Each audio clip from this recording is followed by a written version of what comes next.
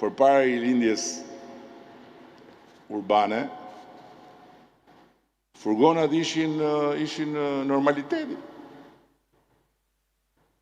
Lufta për të hequr furgonat ishte si një luftë për të luftuar Covidin me grushta.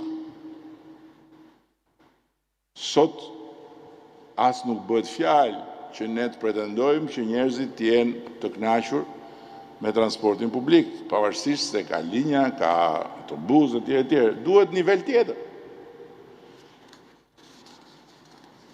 E tha ministri, çështjen e mbetjeve, dikur nuk ishte problemi se si përpunohen mbetjet. Dikur problemi ishte kur do vi makina e plerave që vinte njërë javë dhe ishin plerat. Ndërkohë që sot shqetësimi është si përpunohen mbetjet. Tjetër temë pastaj që pjesëmarrja në mosndotje është minimale. Tani, për ta mbyllur këtë pjesë, duhet të them, kush mendon që shoqëria është bërë më negative, nuk duhet merret me politikë. Nuk duhet merret me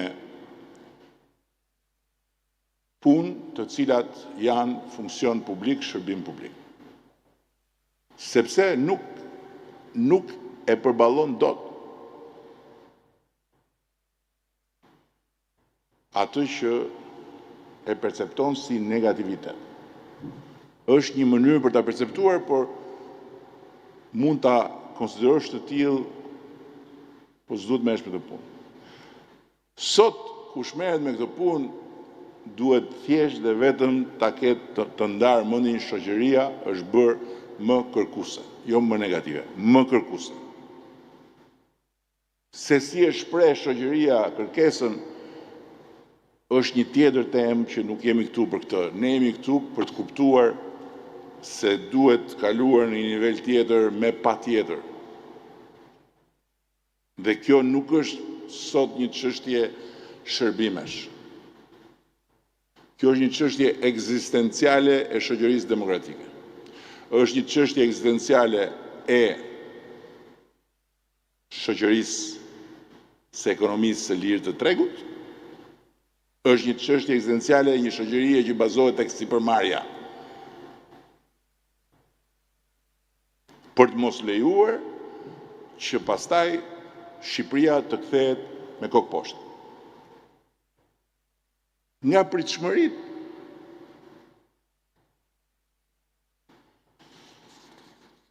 nuk ka më asnjë rëndësi krahasimi me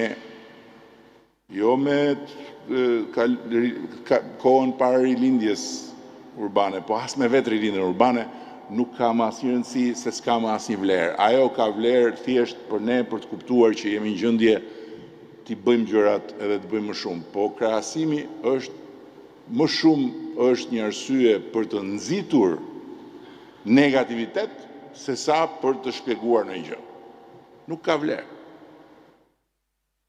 Nuk do t'ja di askush. Ka të drejtë të mos ja di, po çfarë faji ka?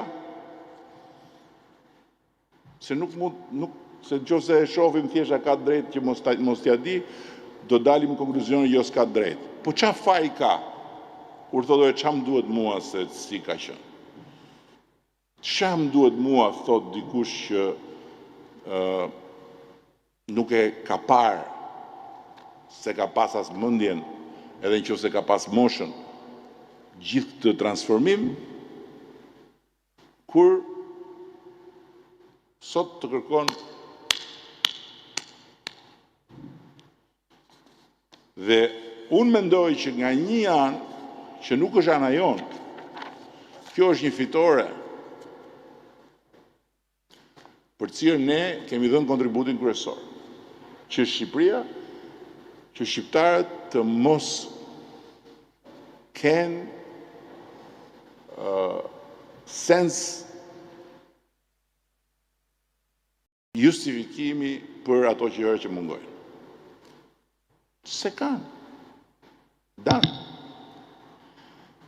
Ne kemi qelur një horizont komplet të ri, por horizonti mbetet horizont.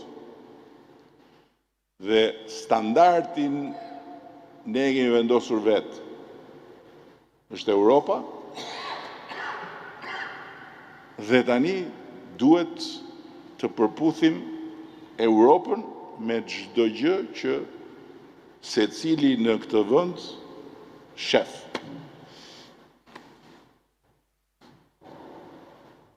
Por nëse ka një këshilltar të keq, më i keq i mundshëm përballë pritshmërive,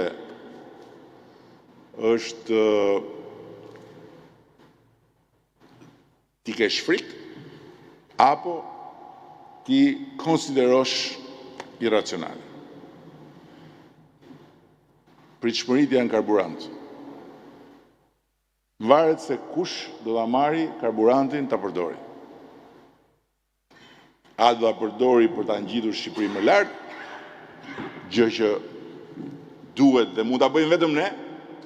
Nuk ka Shqipëri më lart me recetat që dëgjojnë vërdallë. Çdo recetë nga ato që dëgjojnë vërdallë është Shqipëria me kokë poshtë. Apo do të jetë një karburant që do ta çojë Shqipërinë me kokë poshtë. Prandaj rilindja urbane 2.0 është mbulim i gjerë i gjithë kësaj fushë të mbushur me